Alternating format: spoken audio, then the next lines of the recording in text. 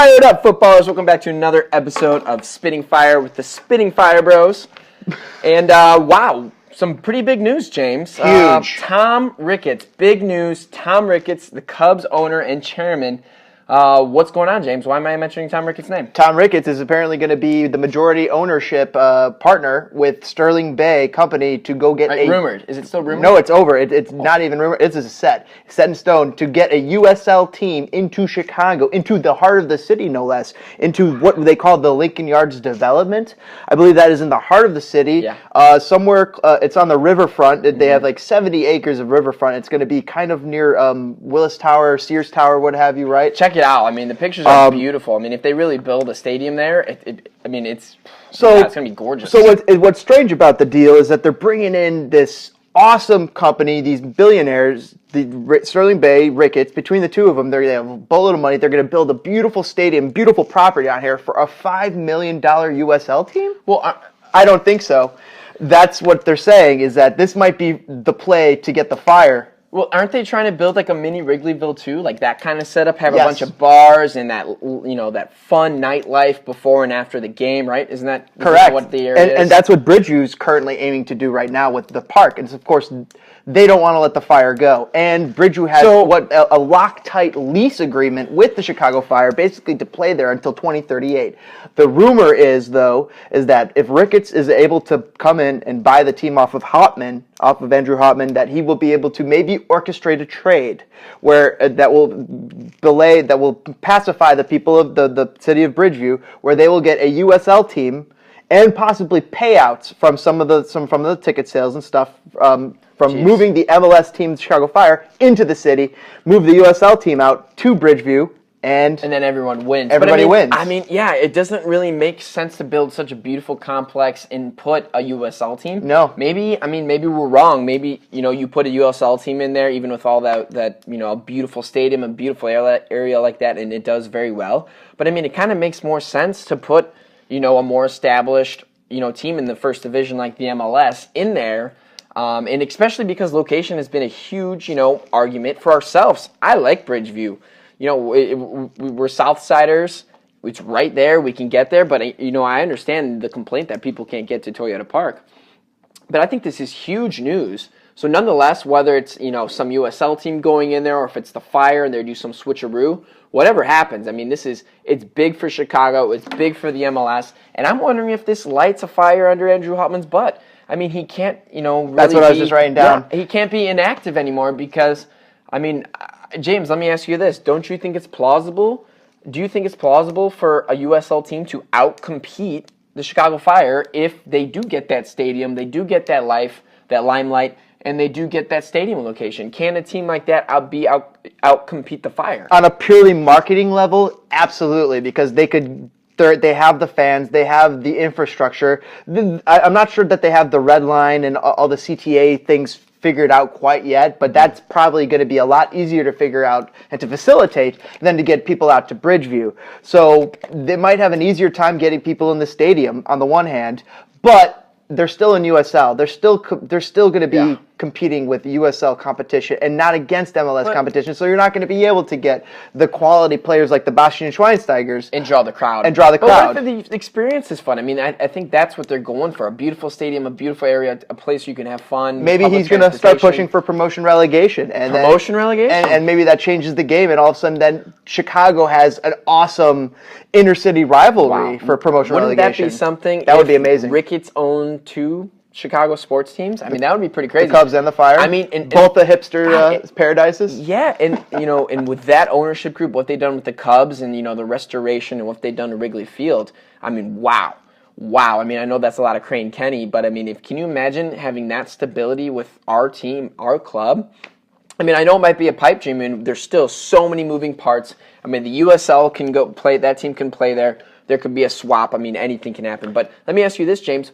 Do you think it would be a win for Bridgeview to agree to a swap like that? Wouldn't they want to hold the higher team in the first division? You would think so, but right now they're having issues even getting people out to the stadium, and Bridgeview wants to make money. If they're going to be satiated money-wise in getting the deal. Maybe they get a portion of profits if there is such a move, and they get a USL team. I don't see how that isn't a win-win for them, because they still have a soccer team out here to draw people. They're still going to have use. So as long as they have a tenant, they'll still have use for as long as they have a tenant, a worthwhile tenant who draws people. And if you have Fire youth players, all of a sudden going to this USL team, you're going to have a lot more people who are going to be interested to go see these players play. Wow, that's an affiliate, a USL I'll affiliate. go. I'm willing to.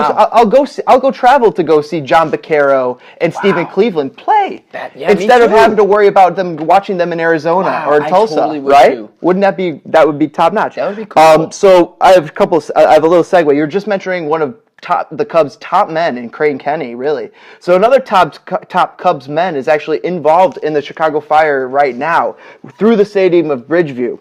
So Bridgeview, apparently, in this last season before, they hired the stadium marketing sponsorship and sales firm known as W Partners. W Partners is owned by former Cubs chief and sales marketing executive Wally Hayward. Probably there's where the W comes from.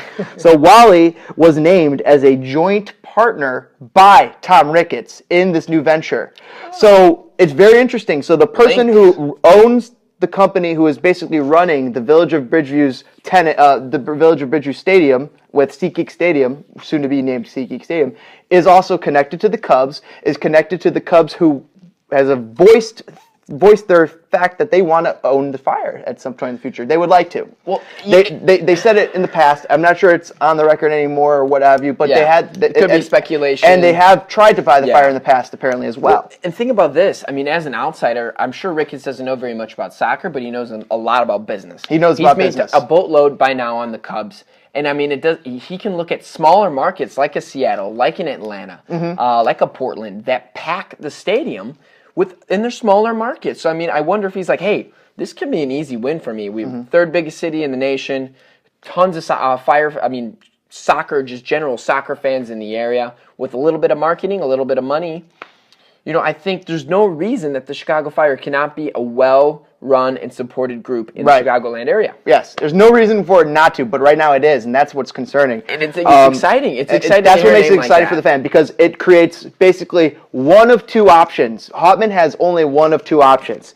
He has the option to sell now or sell in the future, very, very soon future. And run the risk of that USL team maybe creeping up if it does happen. And that's the other thing. If he holds on to it, he runs and doesn't compete, he runs the risk of letting that team tank his team's value, or he competes. All of a sudden he starts splashing the money. All of a sudden, outside of Toyota Park, soon to be named SeatGeek Park, all of a sudden we have a brand new soccer facility for training that is more delightful for the players to go to than just the plain old bubble that's sitting out there. Yeah. So either one of two things is going to happen. He's either A, going to compete, or Hauptman or he's going to have to sell. So this is a win-win for Chicago Fire fans as well. Gosh, yeah. And there's the potential for the Chicago Fire to move out of Bridgeview into the city. That will be different. Are they going to get the fans out there? I would assume so. And one thing that's been said about the location of the Wrigleyville of Soccerland is that it's been voiced as a dream location for across MLS. That to the point where you're speaking about the Atlantas and the Seattles, where they have good locations where they put their stadium. Chicago is going to be right there in the heart of the city, where you can go and see a beautiful soccer game and bam. Yeah, and I mean, maybe we need, in order to generate fans, I mean, you kind of need a wow factor. I mean, you need a positive environment. I mean, when you go to a Bears game or you go to a Hawks game, just think about that environment that is there. I mean, it is just like, especially at a Hawks game. Look what Minnesota did. Yeah, it's just an environment, getting that sense that we belong. This is our team. This is state of the art. Yeah, and maybe this is the future. Yeah, and maybe with a better stadium, state of the art stuff, a more atmospheric place that could be family orientated. I mean, it could spur new fans because it's just fun. It's fun to go out and have some fun and watch some football. And I love Toyota Park, but it is generic. It is so utterly, terribly generic. And that's where some of the other stadiums that have come into MLS are not generic. Look at Portland. Orlando? Portland right now is in the process of making themselves look like La Bombonera over in Argentina, which is one of the coolest stadiums in the world. City's. I really like Orlando City's. It just kind of looks like a prototypical Premier League club stadium, but I like it. But then you have then you have New York Red Bulls, who have that awesome stadium, who are struggling, but also location. They're out in New Jersey. So let me ask you this, James: would you be fine? Obviously, this is never going to happen. But say today that they were still in Soldier Field, would you be okay with that? I would love it. It would be, but the question is, with only 6,000 fans, 6,000 to 10,000 fans coming out as it is. Would that be the case if they stayed in Soldier Field? Would they be drawing that same amount of fans? Yeah. Or would it be because their proximity to the city change the amount of fans that is actually all of a sudden going to the games? Well, it's a pain in the butt to get to Soldier Field. It's a pain to get to, but it would be so exciting. And as for a player to go play to, it would be intimidating. Yeah. But, I mean, Toyota Park is what we got right now. Rumors, rumbling. Maybe we got Tom Ricketts. I mean, it's exciting stuff. I mean, you really got to be excited if you're a Chicago Fire fan. And, I mean, maybe we're connecting the dots a little too much, but I mean, there was a great piece. Guillermo put a great piece on The Athletic. I recommend go reading it. Fantastic. I mean, he pretty much sums it up very well about what's going on with Ricketts and Bridgeview, and it's a really good article. Is not interested in selling it at the moment, but of course, things can change at the drop of a hat.